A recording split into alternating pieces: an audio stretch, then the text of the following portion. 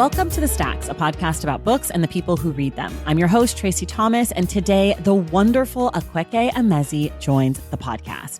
Akwaeke is a multi-talented audiovisual artist, poet, and writer. Their new book, Little Rot, is their 8th book, a novel set in the corrupt and glittering underworld of a Nigerian city. It's about a party that goes horribly wrong.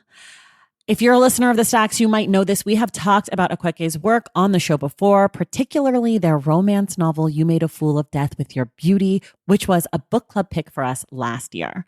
Today, Akwaeke and I talk about their relationship to audience, genre, and extremely fucked up stories. There are no spoilers on today's episode. Remember, our book club pick for June is It Ends With Us by Colleen Hoover. We will be discussing the book on Wednesday, June 26th with author Melissa Mogollon. Quick reminder, everything we talk about on each episode of The Stacks can be found in the link in the show notes. If you like what you hear today, if you already know and love this podcast, head to patreon.com/thestacks and join the Stacks Pack. That is our bookish virtual community over on Patreon. And the Stacks Pack is what makes it possible for me to make the Stacks every single month. It's just $5 a month and you get to be part of the best bookish community. You get to join us on the active Discord. You get to come to our monthly virtual book club meetups. You get monthly bonus episodes. You get access to the nonfiction reading guide, to the mega challenge. I'm just telling you, if you're a book person, it is the place to be. And by joining, you support this show. Everybody wins. If this sounds like something you want to be a part of, go to patreon.com/thestacks and join the Stacks Pack. Here's a shout out to some of our newest members: Sarah Well, Michaela Summers, Chris Steiha, Lindsay, Janet Athanasio, Kellen McGee, Teresa, and Holly Dyer. Thank you all so much. And for those of you who want to support the show but maybe don't want all of that community, want to be left alone, I get it. Check out my Substack. It's called Unstacked. It's over at tracythomas.substack.com. I'll be sending you all sorts of good bookish hot takes, pop culture takes, opinions, bonus content. Goes straight to your email. You never have to deal with another person. Check that out at tracythomas.substack.com. Okay. Let's dive into this conversation with Akwaeke Emezi.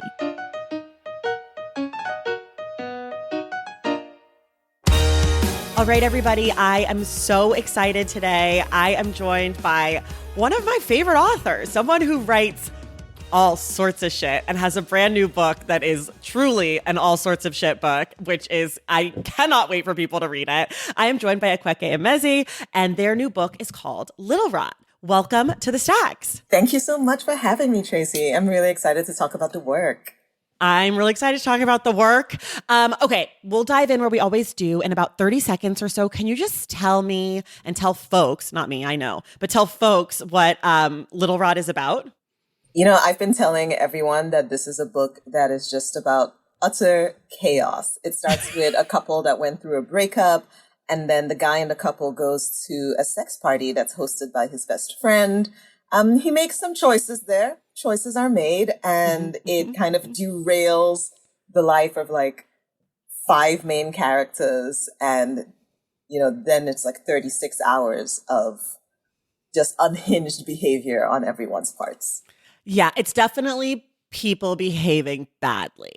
Like, when I finished the book, I was like, okay, that was an amazing time for me. But if you do not like unlikable characters, this is your hell.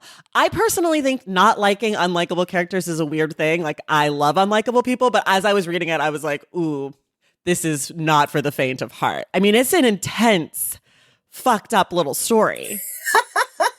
It is a very fucked up story. It actually started as a short story 10 years ago in 2014. And the short story is now what is like chapter 2 of the book, which is just like the sex party itself, kind of that bubble.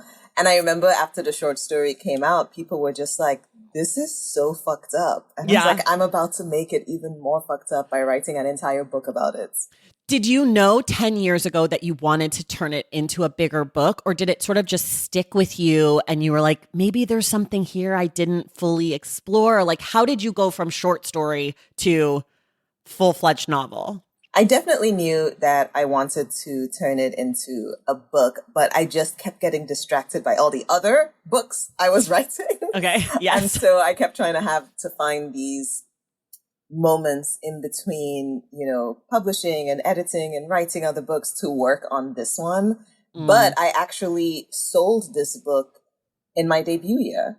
Oh, It was part of a 2-book deal with the death of yeah. Vivek Oji. And at the time, the publishers didn't know that I already had a draft of the second book ready, but it Got was it. such a rough draft. So I felt like it didn't count then. What was it about the story that you wanted to dig deeper into? Was it a character? Was it an idea? Was it just like the sex party itself? Like, what was it that you were like, I gotta go with this? I think it was the corruption. Okay. Like I feel that a lot of my other books are either spiritual in a sense, or for my young adult novels, they have this idea about hope and revolution. And I wanted to write something that was just dark, full Yeah. stop. Like I'm very interested in, I think, the psychology of evil. And the way that people think they're immune to it, the way they think that, they can't be corrupted. And I wanted to see what it looks like if you follow them through the process of their corruption. Yeah. The book has a lot of sex, it has a lot of violence, it has a lot of corruption. Do you worry about that sort of stuff? Do you care that people might feel like turned off from the bigger, I guess, like not message, because this is not really like a messagey book. I don't think that you're really a messagey writer. I think you have messages, but I don't feel like you're like, I'm going to write this message. But like, do you worry that sometimes like the triggers and all of that stuff gets in the way of people's ability to like see what you're doing? Or do you feel more like I'm writing to the people who like the fucked up shit? I think I'm writing the world as it is. Yeah. And my books always have a lot of content warnings. I'm deliberately not one of those authors who actually adds the content warnings to the book, mostly because there would be too many.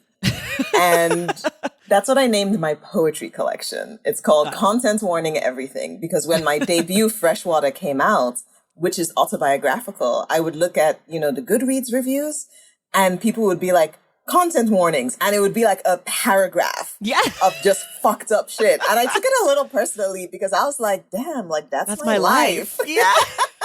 I can't opt out of it. And so, yeah, I think at this point in my career, I'm used to, at least for the violence, I'm used to that, people's reaction to that. For the sex, what I found is interesting, and I found this out from writing romance, is that people think, well, not people, some readers think that if you write explicit sex scenes, you're a bad writer. Oh, like I there's didn't know that.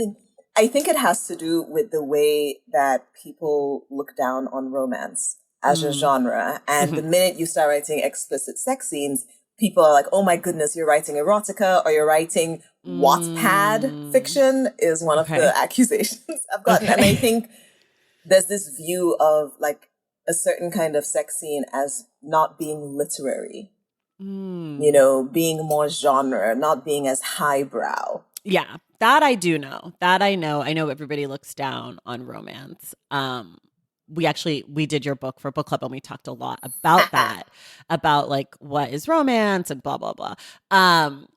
One of the things that I'm interested in about your work is that you've written so many genres. Like you've written for so many different types of audiences. I think that you always write, I've read 4 of your books. So that's what, half? About. That's about half. I'm somewhere in the middle, working my way through. But I think you always write literary. Like I think that like whatever that means is always sort of in the center of your work, but that you really like play and flirt and dive into genre and audience. Obviously like YA is a different thing than a romance, than, your essay collection that was a memoir in essays. Like, so I'm wondering for you, is that something you always wanted to do? Did you always want to write in these different worlds? Because this book is sort of thriller but it's like I would never describe it as a thriller, but I'm like, I have to use a word to describe it. I was calling it kind of like dark literary fiction / thriller. Like, but The publishers still, here have been using the word noir. Which... Okay, sure. I never know what that word means. I have to Me be really neither, honest. but it I don't know sounds what noir provocative. is. But anyways, like is playing with genre, is that a thing that is interesting to you, or do you just have the story and you're like, this story has to be told this way and it happens to be noir? I'm definitely a little genre bunny. Okay. I think part of it is because of who I am as a reader. I grew up reading everything, honestly. Like my dad went to medical school in what was the USSR at the time. So he brought back a lot of like Russian literature. Sure. Yeah. And my parents would bring me these books from London, a lot of Enid Blyton. And, you're a kid, you read fantasy. We would read, African literary fiction. It was a lot of things. But when I started writing, I actually meant to be a fantasy writer. Oh. I was meant to be a speculative fiction writer. But at the time, there were very few West African writers working in speculative fiction. It was pretty much just Nnedi Okorafor. Right. And I knew that as a baby writer, my intuition was like, look, if you start in this genre, you're never going to get out of it. You're never going to see you as anything more than a speculative fiction writer. So I was like, well, what is the most prestigious, in quotes, genre that you could write in? Like, if you wanted to drop in from the top, which genre would you start in? And it was literary fiction. So I started there because I was like, if you can establish yourself in what the industry considers the most prestigious genre, it will give you a certain freedom to do whatever you want because you've already proven yourself in the most difficult. I hope you can hear all the quotes. Yes, there's so many air quotes, people. You can hear it. We can hear it. We can hear it. We know. So they know that voice. Air quote voice. And so I started with literary fiction, and then I started writing YA because I was broke. And a YA publisher had offered to commission a book. And I was like, you know what? I need money. Sure. Yes. And I wrote poetry because a poetry editor had approached me and asked me to write a poetry collection. But I had actually been a poet before I was a fiction writer. So all these other genres just kind of, popped in. And I think part of it is because I debuted with a book that was as experimental as Freshwater, it became necessary to like challenge myself with each new book. I had to play around with form. The Death of Vivek Oji has a lot of like murder mystery elements to it. And I could just keep writing like regular literary fiction over and over, but I would get so bored. Interesting. Do you feel like one of the genres has been more or less like fun for you as a writer? Or more or less enjoyable, maybe is a better word? Fantasy and romance. Literary are the fiction, most enjoyable. Mm-hmm, for sure. Literary fiction is cathartic. It's a lot of things. It's not fun. Yeah. At least not for me. I don't find it remotely fun. Okay. But I've processed a lot of things and explored a lot of things in my literary fiction. But I think for me, romance, I've been reading romance since I was in high school. Like, we used to smuggle Harlequin and Nielsen Boone's novels, like, into the classroom because they were absolutely banned. And I'm working on, like, this epic 8-book fantasy series that I've been working on since I was 14. Oh, my gosh. You're still working on it. Any clue when you'll be done? Do you have, like, a vision of that? Or is it still... No, because in true unhinged fashion, I decided that I had to finish writing all 8 books before I put any out on submission. So you're not going to do the, like, what's Game of Thrones guy who's got like 4 books he like still owes people. I don't read those, so I don't know, but I know those Games of Thrones people are not happy. We're never getting those books. Like, yeah, that's what I'm told. I wish everyone needs to just understand that we're never getting those books. Okay, and in your 8-book series, how far are you? Like, am I looking at like 10 years from now? Like, are you like at book 3, or are you at book like 7 and it's coming? I'm writing multiple books at the same time. Okay. Got it. Yes, this is true unhinged fashion. I love this. What can Oh I my God. say? I'm a Gemini. Are you? This makes sense. Okay. Yes. I can't handle it. I'm like getting overwhelmed just like hearing you say that out loud, but it's sort of incredible. So you're basically working on this huge, giant, like 8,000 piece of work, and then you'll break it out and like, Yes. I mean, well, technically, I'm not working on it right now because I have two books coming out next year. okay, okay. I have another romance that's under contract, and then I got distracted by another fantasy. So my to write book list is about 15 books deep. Oh my gosh, not a to write book. I have a to read book list, which is a lot of books, but I can barely have like a to write an Instagram post list, let alone a to write book list. Oh my gosh. Okay, wait, we're getting more romance. I'm so excited. But I want to come back to that. Okay, I want to stick on genre for slightly longer because I do want to know about, I've talked to so many writers and they all sort of have a different relationship to how stories and books come to them. I know with You Made a Fool of Death with Beauty, you've said that that came to you in a dream. Those people came to you in a dream. For this book, did you know it was going to be this thriller, dark noir thing? Or did the characters come with you and you had to find a place for them? Like how concerned are you with the constraints of genre when you're doing when you're doing books that sort of float in genre? I really follow the characters. Okay. I'm not a writer who outlines. Okay. I tried that once. It spoils the writing for me because Okay. then I know what's happening and then I don't want to write it anymore. Okay. Okay. So you like to write and see what they do. Exactly. Half the time I have no idea. I'm just like, wow, you guys decided to do that? Choices. But okay. I this is this is like such a theme on this show. Anytime a writer says this to me, I'm like, it does not compute in my brain.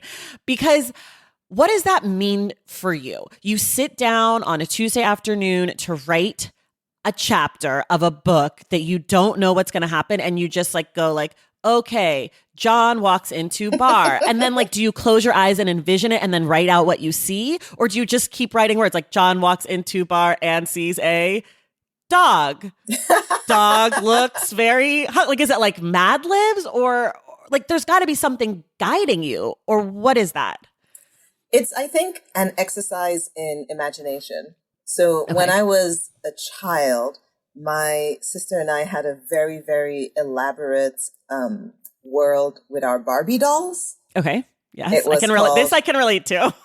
It was called Barbie Land. Okay. And Wow. it Incredible. had very original. Yeah. And it had recurring characters. Okay. It was like we were playing out a telenovela. Okay. Nowadays, I guess you would call this like RPGs, like I don't. role-playing games, Oh, okay. Like a video game or whatever. like Dungeons and Dragons. Yeah. I don't do any of that. I But don't yes. play any of those, but someone has told me, oh, this is what you guys were doing. And then when we got older, our brother banned us from playing with our dolls. Ugh, boys are the worst. Exactly.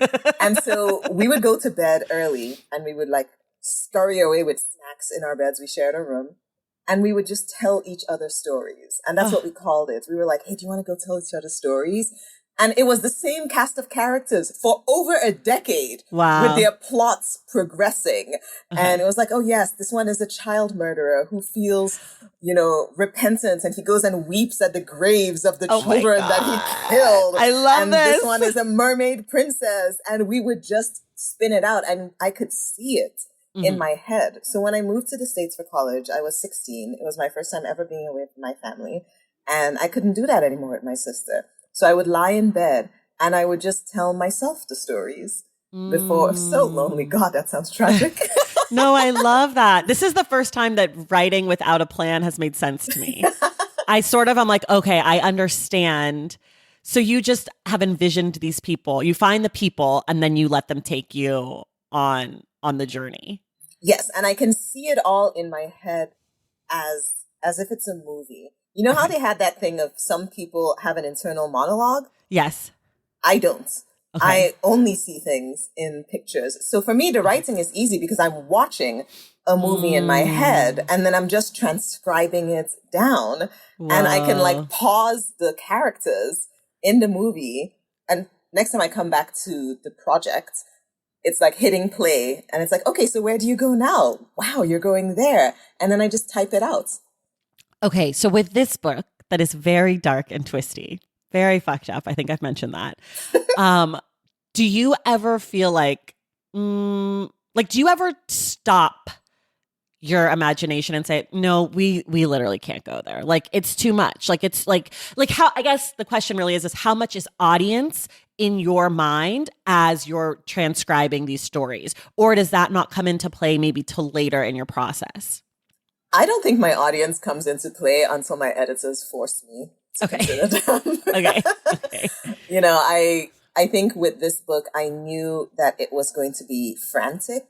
Mm-hmm. It's obviously based on the city of Lagos in Nigeria, but I didn't want to actually base it in Lagos because I'm not from Lagos and people get real persnickety about accuracy. Okay. So I was like, oh, it's a fictional city. That's what I do with all my books, most of them. I'm just like, it's a fictional city, so you can't get at me about... So leave me alone. So this is not the street name. I'm like, I made it up. Yeah. And I've spent quite a bit of time in Lagos and it's quite violent. You know, and so I really wanted to have that frantic nature of people who are being hemmed in by the violence and they're just kind of being squished by it and they're, you know, trying desperately to find an exit and it just keeps squishing them more and more.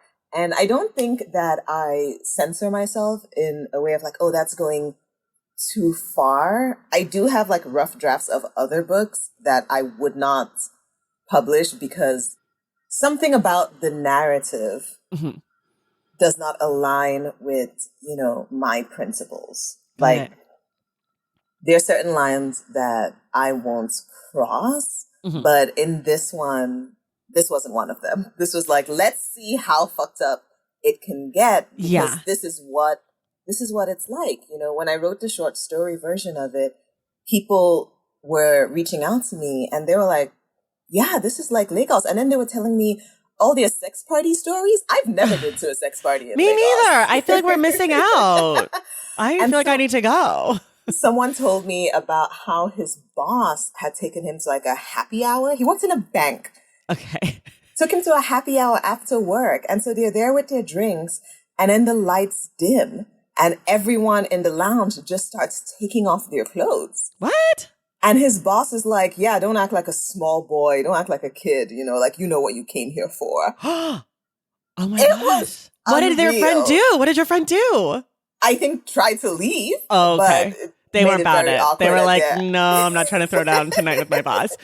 Okay, I do want to talk about the morality portion of it because I don't subscribe to the belief that what a writer writes is what a writer as a human feels. Like that the artist can be exploring things that they think are reprehensible or that they could be exploring things that they think are wonderful, but in real life is super far from who they are and what they believe in. So I'm wondering, you mentioned like you have things that you wouldn't put out in the world because they cross a line morally for you.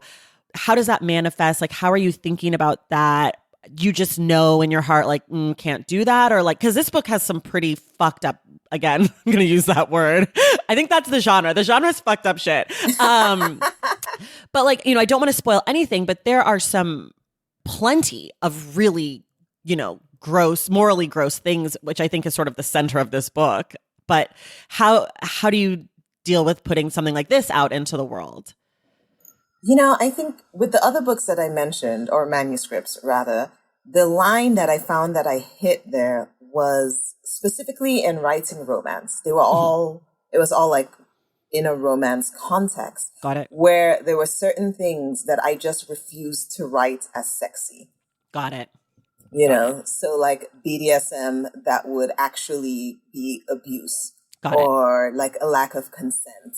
Got it. You know, like I'm not going to write that as sexy. I see. Because it's not. And these were drafts that I had written like maybe over a decade ago. I see. Where I was kind of like playing around with like how fucked up could a romance story get? And then looking back, I'm like, too fucked up. Too fucked up. Yeah, I found the line. The line does exist. Yeah. Cool. And, you know, the book that I actually get this question the most about is The Death of Vivek Oji, because there's first cousin incest in that book. And people are like, well, why did you put incest there? Someone asked me on TikTok the other day, why are you promoting incest? And I was like, this is a wonderful question. Let's talk about it. Yeah. Writing about something is not the same as promoting it. Yeah. But also, I wrote about it because it happens. Yeah. You know, there are several cultures in which first cousins get married. My grandparents on my mom's side are related.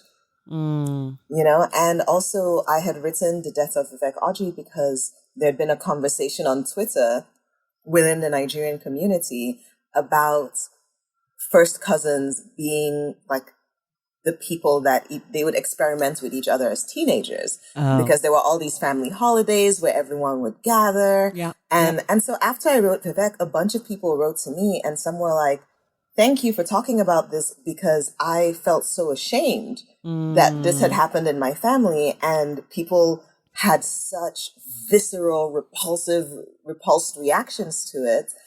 Someone commented on the TikTok I made and they were like, I come from a culture where first cousins are encouraged to marry and I can't talk about it in public because people have such a knee-jerk reaction to it. And so my answer was, you know, I write about these things because they happen.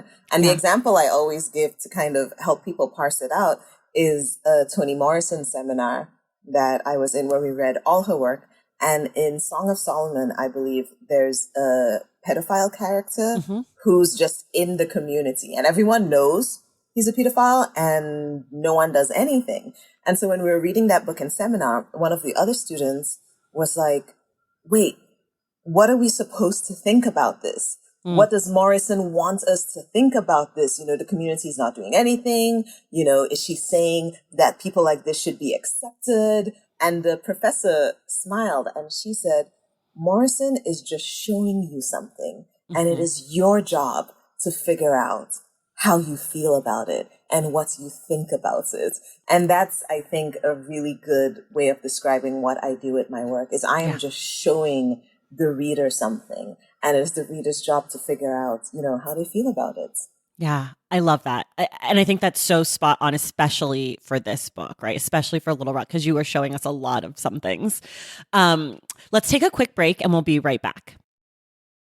Valentine's Day is upon us and I've got love on the brain. Love for books, duh, of course. Hello.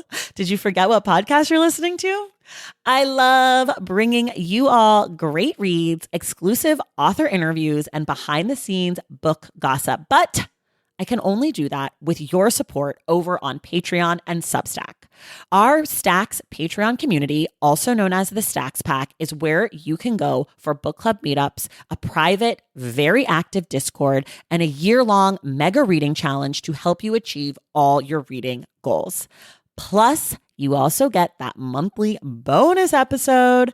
Now, over on the Substack, you can subscribe to my newsletter, Unstacked, where I keep the book conversations going. I also give you a healthy dose of sports and pop culture, definitely some hot takes happening over there. And again, that bonus episode. If you don't have a few dollars to spare, don't worry. There are free options on the Substack and the Patreon to get you a little extra Stacks magic. Making this podcast is a total team effort, and by supporting my Patreon and my Substack, you allow me to support my amazing team that makes the show possible every single week. So if you or your friends are looking to meet other book lovers and support this indie podcast, come hang out with me on Patreon, Substack, or both. I would love to have you. And since we're talking about love, you can gift subscriptions to the Patreon and the Substack for that special reader in your life. For the Stacks Pack, head to patreon.com/thestacks. And for the newsletter, head to tracythomas.substack.com. And also, there are links to both in the show notes. Okay, see you in the Stacks. Okay, we're back. You've mentioned a few times like seeing Goodreads reviews or like connecting with readers on TikTok or whatever. And I'm so curious about this with you specifically, because I think that you are one of our most polarizing authors right now. Like, I think as I say that, they're smiling very broadly. So I want people to know that is a compliment. And I do sort of mean it as one. I guess I actually mean it with no judgment. I don't think that being polarizing is good or bad inherently, but I want to know how you feel about that and how that, if at all plays into your work? Are you writing and being like, I'm going to fuck with people right here? Like, like you're working on another romance, and I know you've read all the things people said about you made a fool of death with your beauty, or a lot of the things. I know that feedback got to you. I've heard you talk about that before, but are you thinking with this next book, like, oh, y'all didn't like that? Well, hold on. Let me just let me imagine something over here, type. Or are you I guess, are you trying to fuck with people or no? No. I'm not one of those people who's motivated by spite. Oh, well, I am. So I was hoping you were going to say, yes, hello, I'm so petty. I mean, I'm not saying I'm not petty. It just isn't why I would write stuff. You know, I think for me, I really enjoy when people have strong reactions to the work. Okay. But that's because I know it has nothing to do with the work. And it has nothing to do with the actual quality of the work. It has everything to do with the reader and where the reader is coming from, you know. And I read Goodreads reviews only pre-publication because it shows me what readers are thinking about a book. And that's a blind spot I have, right? Because I will never be able to approach my books as a reader. Sure. It's just impossible. So it's strategic. When I read those pre-pub reviews, I'm like, oh, this is where people are going with it. And I know that, okay, when I'm doing the rollout, I'm going to need to counteract this point, or I'm going to need to address this point. And I can steer the conversation the way I want it because I have free market research.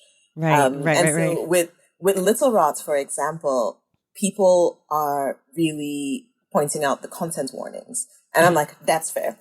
Yeah. Absolutely fair. People are like, this is fucked up. This is violence. And I'm like, yes. Yeah. Okay. We're all on the same page. Everyone knows it's fucked up. You know, some people really, really hate it and think it's a bad book. And I'm like, at this point, you know, this is book 8 in my career. I think there is a bit of pushback because the idea that someone could write so many books in a short amount of time and have them all be bangers just irritates the shit out of some people. And they're like, no, you can't be this good at so many books. I'm going to dunk on you. And I'm like, you can dunk away. Yeah, but I've got 15 books on my to write BR or whatever, to be written books. Exactly. But I think, you know, like you said, with Fool of Death, it was extremely polarizing. And I've learned how to foster space for these conversations to happen on social media while still acknowledging that I'm the author and I don't want to overtly pass judgment on readers for the reaction that they're having to the work. Even though I have very strong opinions about it, you know, I'm like, oh, if you're like Team Nasir, for example, I'm concerned about you. No, those people exist. I don't know those people. I'm worried about them because I'm like, you think that his behavior is okay. Yeah. What does that tell me about you? What does that tell me about what behavior you think is acceptable in your romantic life, which is violence? You know, I get worried, honestly. But I think one of my favorite reactions was someone who said that she hated Faye at first until she realized that she was jealous. Jealous of Faye. Jealous of Faye. Oh, interesting. Jealous of her freedom, jealous of the choices she made, you know. And I love when people that's the point of the work, right? Yeah. It's to make you see yourself better. Yeah, it's showing you a thing. And sometimes you see yourself in the thing. That's so interesting because so much of what the conversation...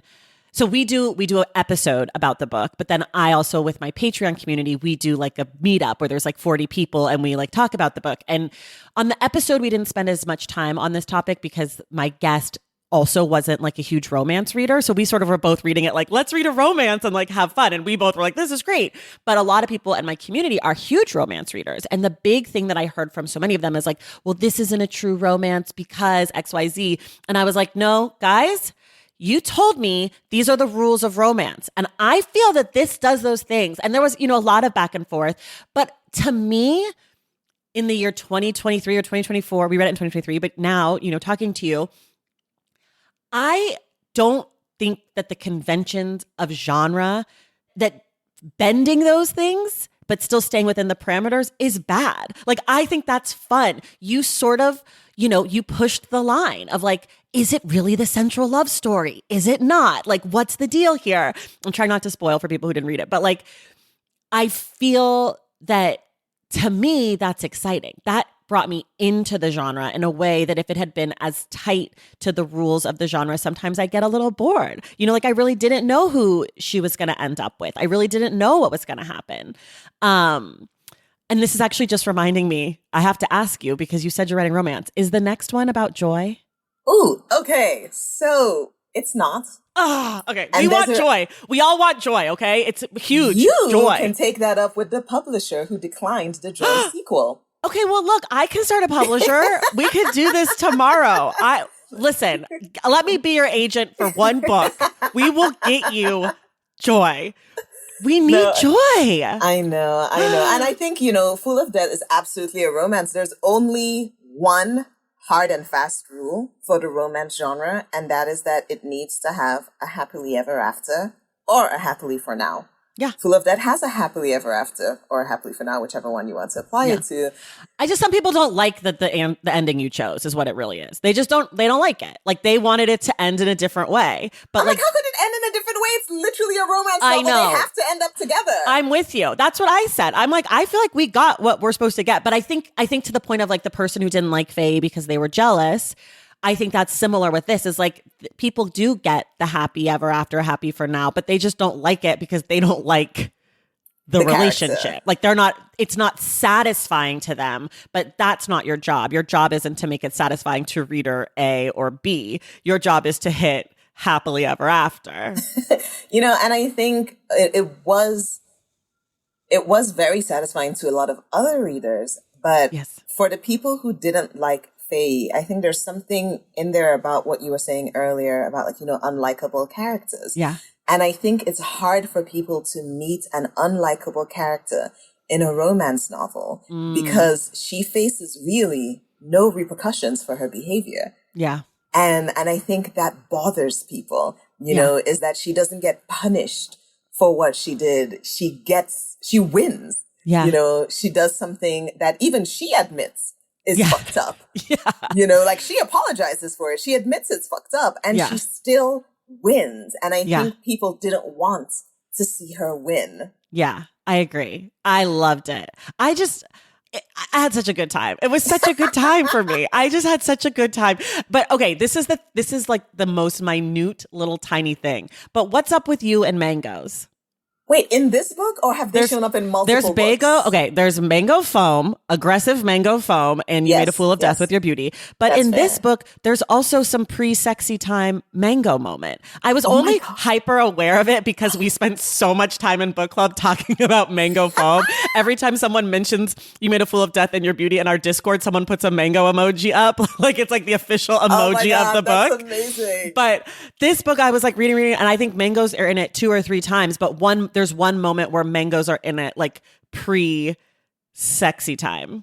Do you know? I honestly did not even notice that. Okay, and this has happened with other books. Like I was doing an event with Jason Reynolds for the Death of Vivek Oji, and Jason was like, there's a T-shirt that you mentioned in the Death of Vivek Oji that has butterflies on it and the word Philippines, and you also have that same T-shirt in Freshwater. And I was like, oh my God, because that's an actual T-shirt I have. Oh. And I did not realize I had put it in 2 books. And I think the mango thing falls into that. I'm just like, oh, this is tropical. This is lush. It's popping up everywhere. Okay, yeah, because it's there. And I was like, mangoes. Okay, take a note. Close reading. Okay, speaking of things that show up everywhere, the title of the book is Little Rot. And the word rot and rotten are in the book, I want to say 5 or 6 times. And I think every time they're used differently. So like as an adjective or a verb or a noun or whatever. I'm curious about that word. I'm curious about why you wanted to title the book Little Rot. Just anything about rot. I think it's about that corruption, right? Mm-hmm. And I wanted it to be something that had a gradual progression, which is how rot works, is that you just need a little touch of it. and it just grows and grows, and it's sneaky, and it infiltrates, and it contaminates, and I think that was the path that I was following, with the characters. It's how one little decision would suddenly bloom like mold Yeah. into something much bigger that they could no longer control. I love bloom like mold because you think of bloom like flower, but yes, also mold, also rot. How do you name your characters? Oh, it's one of my favorite parts.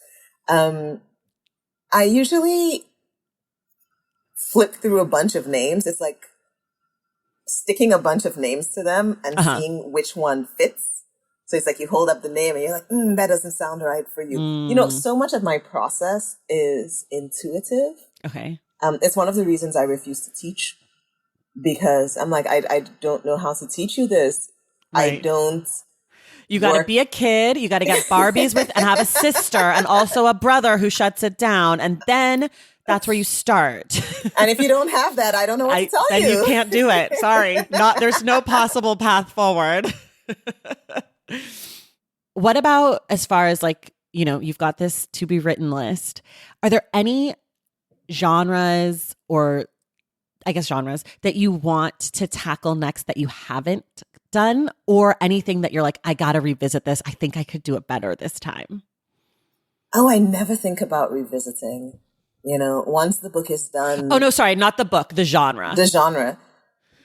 I don't think you should revisit your books. I think they're good. You. They're very good. Leave them alone. Either. No. I would never be like, you need to revisit this.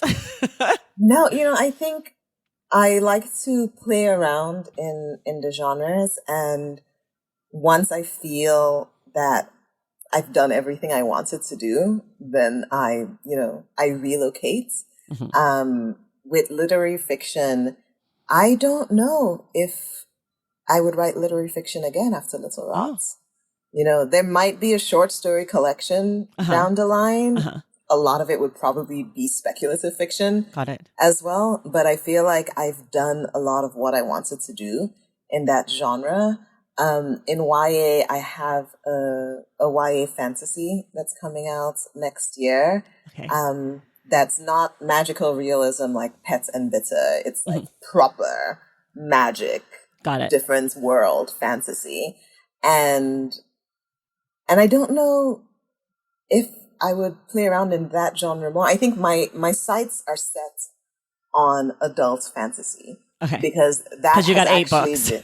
Because I got 8 books to get through. And that has been, my one true love since I was a child.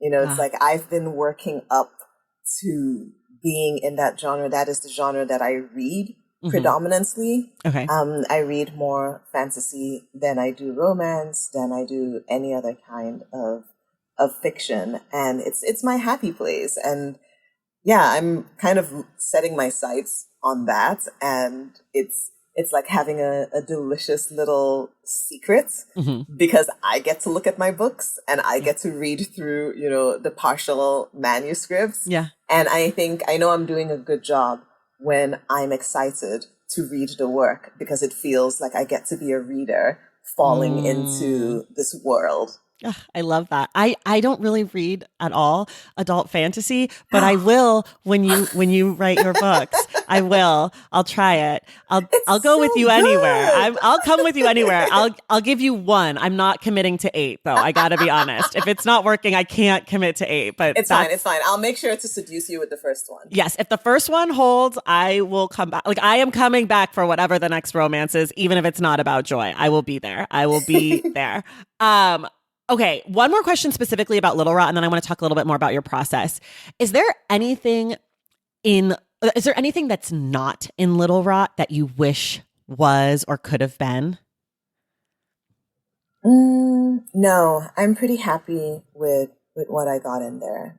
I feel like it hit all the notes I wanted to hit. I was really, really proud of the structure because it was a very difficult structure. So for those who haven't read it yet, it happens over the span of 36 hours. and it's close to 5 different characters. Yeah. So it switches between them, and I had to start time stamping the scenes because otherwise I would just completely lose my place. Yeah. And so it was a difficult book to craft wise, to be able to do that and still have it flow without losing any of the momentum, maintaining the pace. And I think, the only thing I was slightly worried about was whether it was too dark. I was like, oh, there's no happy moral at the end of it. There's no hope. It's just, but then I was like, that is the point, right? And that's why I chose the epigraph. Is that what you call it? I think so. The thing at the beginning. Yes, the little thing at the beginning, which is a Toni Morrison quote.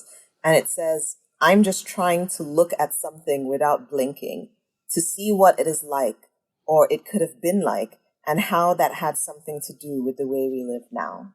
So and I was like, that's just the point of the book, right? Is just to look at this thing without blinking. Yeah.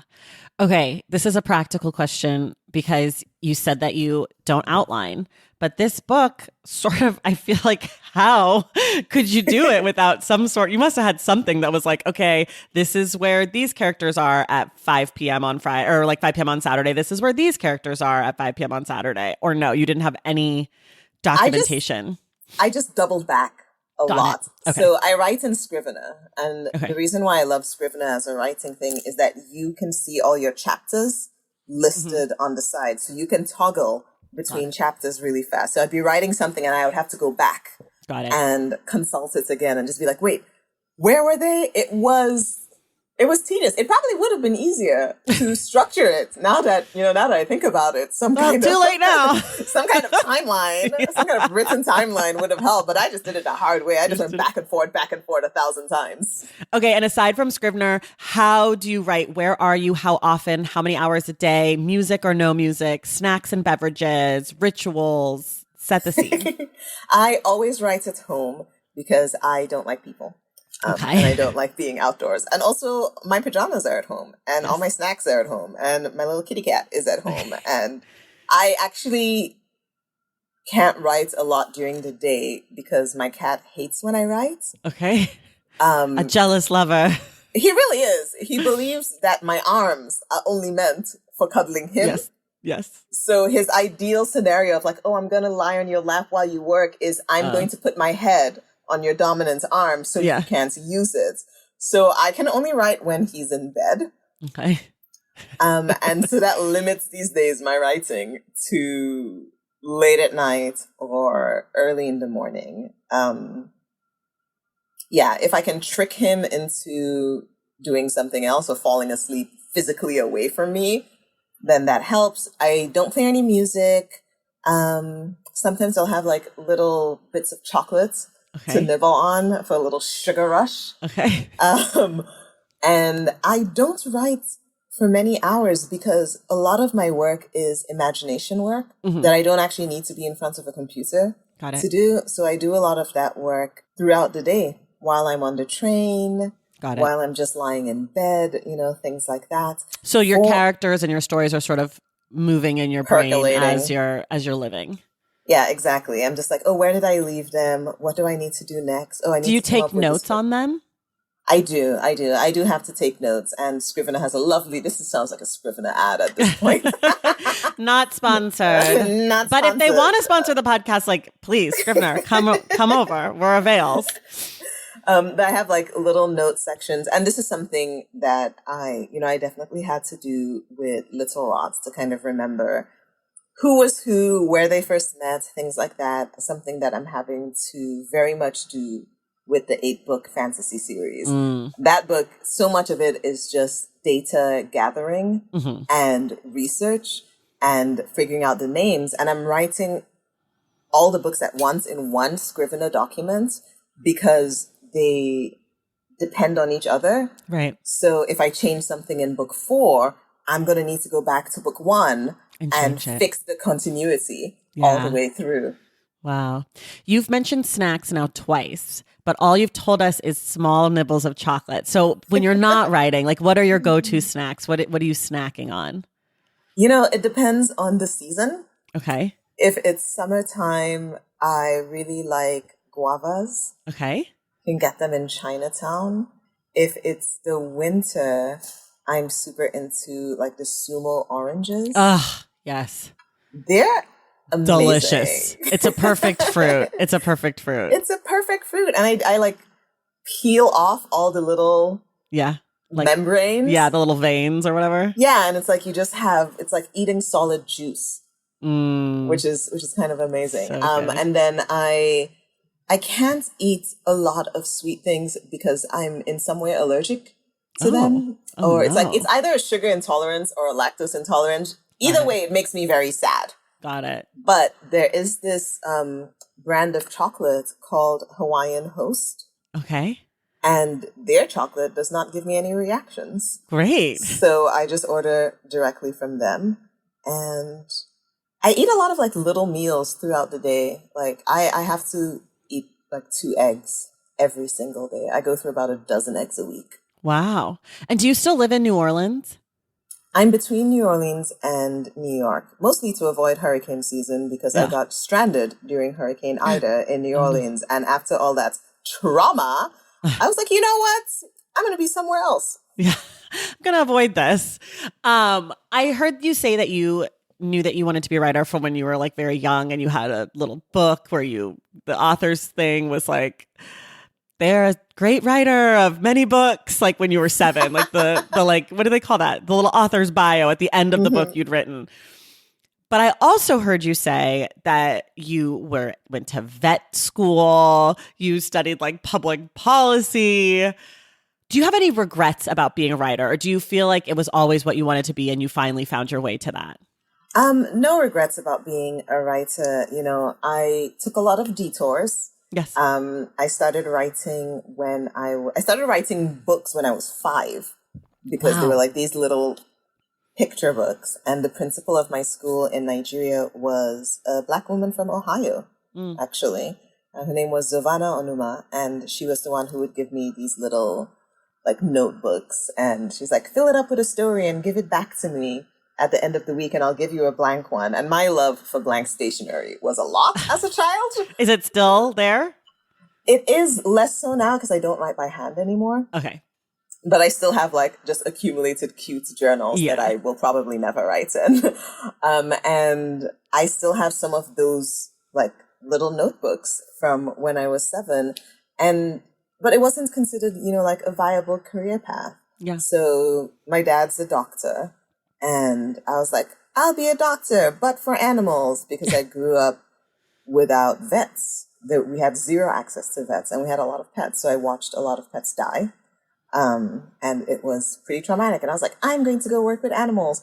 And then I failed out of vet school. I was at Tufts, and I was doing terribly.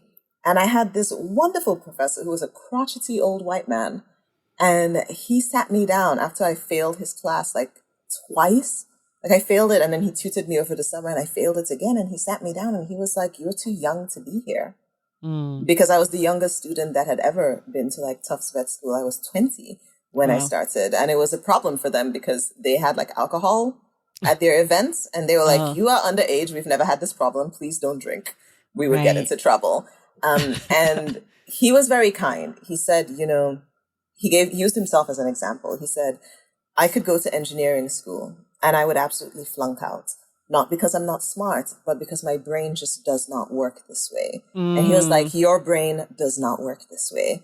And you've tried, but also you are far too young for the amount. He was like, my son is your age and he's a junior in college.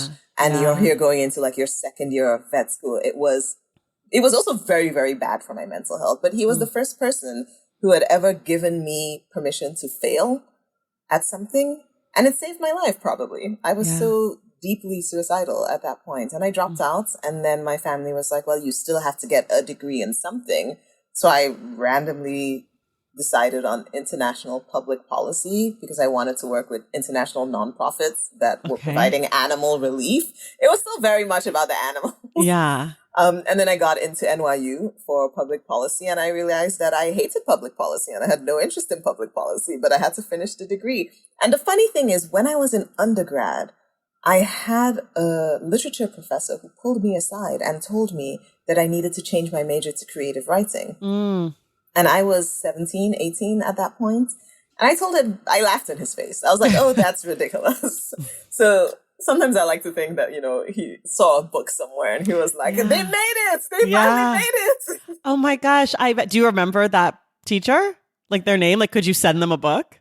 I don't remember his last name. I just remember his face, his ponytail, and the fact that his name was Mark, and he was really good at playing pool.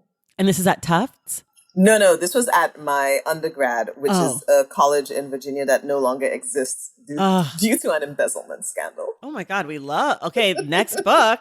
Okay, we're going back to noir. We're going to go, Mark and his ponytail at the pool club is going to be like writing novels, but also like solving embezzlement crimes. I can't wait. See, you need me. I'm going to get the Joy book sold. We're going to get the Mark book sold. We're going to find Mark. We're going to send it to Mark. Immensely. Anybody who knows a Mark with a ponytail who's good at pool, who also taught writing, let us know. We're going to get Mark the book.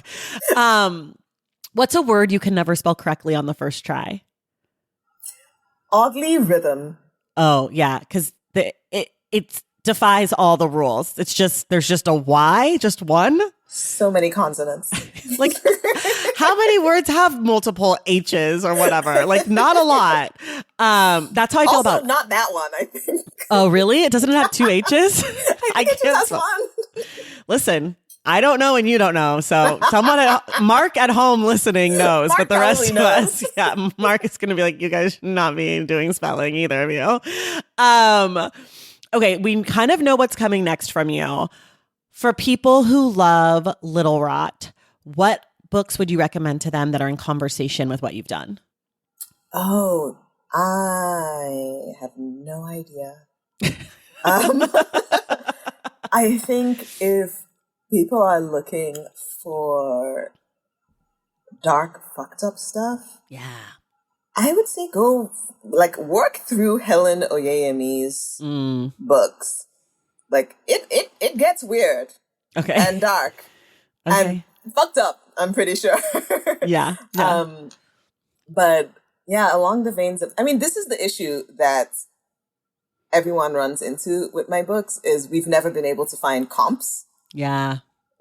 For it, I think I had one of my publishers be like, they just use my other books as comps at this point. And I was like, wow, this is amazing to be self-referential. Yeah. It's like a career goal. Yeah, there really are. I don't think I've ever read anything like Little Rot before, but listen, you don't have to respond to this, but it's got to be a show. We got to get it on HBO. We need it. It's so visual. I need it. I need these people on my screen fucking up. That's what I need, okay? I need it. I would love to see it as like a feature film, but one thing that I realized in working with the adaptations is that I've never seen anything made by Hollywood that is contemporary and has West African characters set in West Africa. They actually don't even have West African characters set in America, let alone outside of it. Yeah. So, well, someone's got to be the first. I know, right? Might as well be you. To sound, what's that thing Lady Gaga used to say when she was on that film tour? She's like, there could be 100 people in the room and 99 could say no, and all you need is the one person to say yes. Listen, as your agent, we're going to sell this. It's a package deal. You have to make the movie and publish the Joy book together. One thing to satisfy my needs. One bundle. I would love. Oh my gosh. No, we've got to. It's like my comp for this book is Crazy Rich Asians, but actually if they were crazy and if they were African in Africa. But it's like that level of like rich nonsense, but the dark side of it, right? Like it's like a big cast of characters, but like they're not going to a wedding. They are going to a sex party. Like there's no like, oh, your mom doesn't like me. No, it's got to do with a priest instead, okay? Just like it's dark. I thought you were going to say, they're not going to a wedding, they're going to hell. Yeah. That should be, how like some romance books have taglines? That's what this book's tagline should be. They're not going to a wedding, they're going to hell. To hell. Little Rot. Sounds like a horror book. Okay, my last question for you is if you could have one person dead or alive read this book, who would you want it to be? See, this is a difficult question because the way I really do not be thinking about readers. Okay. Yeah, I don't have like an ideal reader, like for me, the measure of success with all the books is that did they make it out there? Like did they make it to the final form? Mm-hmm. Is it available for people to, buy and get from their libraries? And once I hit that, I'm like, oh, it's a wrap. Everything I could want for it has happened. Wow. That's very nice. I would say Obama, but okay. Mine answer, even though I don't write books, is Obama and Oprah. Those are the two people, dead or alive, that I want to read my book. All right, everybody. You can get Little Rot now as you're listening to this out in the world. Do you know, is the audiobook multiple narrators? Yes, it is.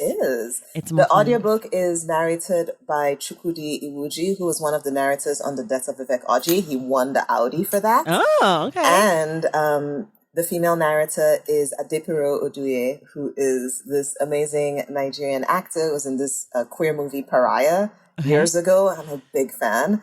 And yeah, multiple narrators. I think they just recorded it last week. Okay, amazing. I obviously haven't listened to it because we're talking before the book comes out. But for folks at home, listen to it. I want to know how it is. I might go back and listen to some. Anyways, Akwaeke Emezi, thank you so much for being here. Thank you so much for having me. This was really fun. Yes, it was a good time. And everyone else, we will see you in the stacks.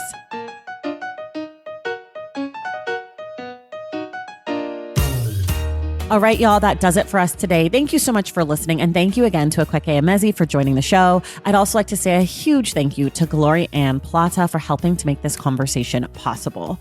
Don't forget, the Stacks Book Club pick for June is It Ends With Us by Colleen Hoover. And we will be discussing that book on Wednesday, June 26th with Melissa Mogollon.